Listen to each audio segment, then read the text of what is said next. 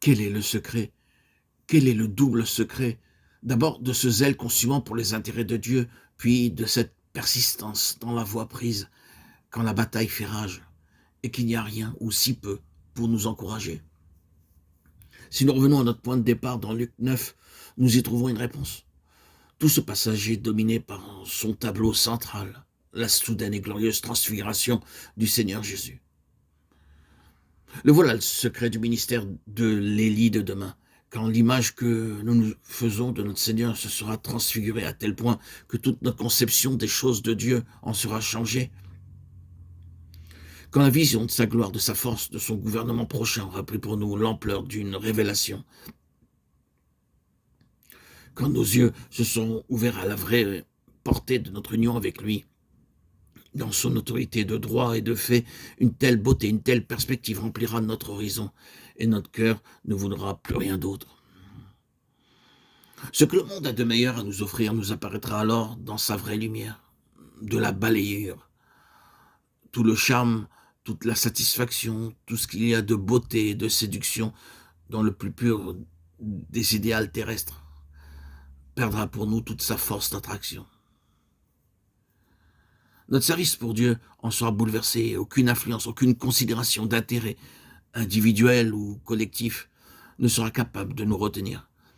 Une vision comme celle-là détache de tout pour le temps et pour l'éternité.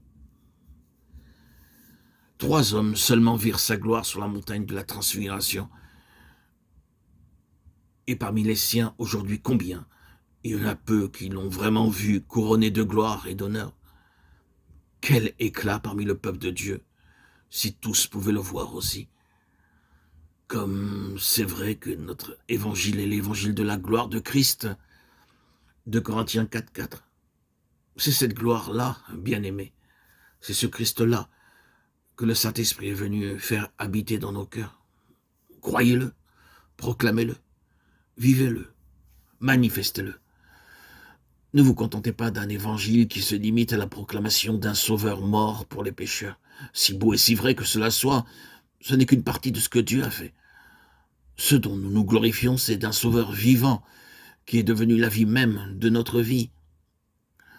Sa présence à la droite de Dieu au-dessus de toute domination et de toute autorité atteste, en ce qui concerne l'ancienne création et toutes les forces adverses qui s'y donnent libre carrière, que ces jours sont comptés. Et en ce qui nous concerne nous-mêmes, elle est le gage d'une rédemption complète qui n'a fait que commencer. En fixant nos regards sur la majesté de notre Seigneur, nous sommes transformés de gloire en gloire, 2 Corinthiens 3,18.